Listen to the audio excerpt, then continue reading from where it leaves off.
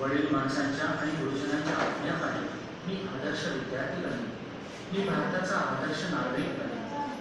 नवीन वर्षाच्या दिवशी सर्वांना शुभेच्छा द्यायच्या. आमच्याकडे तुम्हा सर्वांना शुभेच्छा. नवीन वर्ष तुम्हा सर्वांना आनंदाचं आणि काय लिहिलंय वाचा ना, येतो ना वाचता तुम्हाला? वाच काय लिहिलंय, वाच.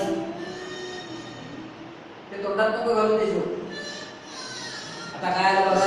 मकर संक्रांत. मकर संक्रांत हा सण नेहमीच 14 किंवा क्वचित 15 जानेवारीला येतो. या दिवशी सूर्य कर्कवृत्तातून मकर वृत्तात प्रवेश करतो.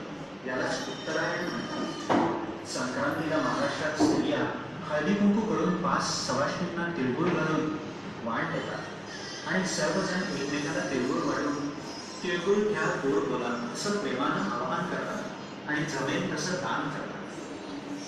पंजाबात हा सण लोहिरी म्हणून साजरा करतात आणि भात आणि मिठाई वाटतात.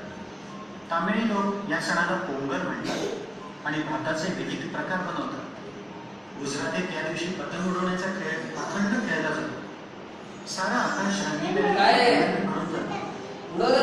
पतंग कापली की आनंदाने थंडीच्या दिवसात येतो. त्यामुळे बाजरीच्या भाकरी आणि तिळाचे लाडू वाढवण्याकरता केले जातात. बैलांच्या शर्यती लावल्या जातात. बैलांची शिंग घंट्या बांधून रंगवतात. पाठीवर सूट घालून बैल सजवतात.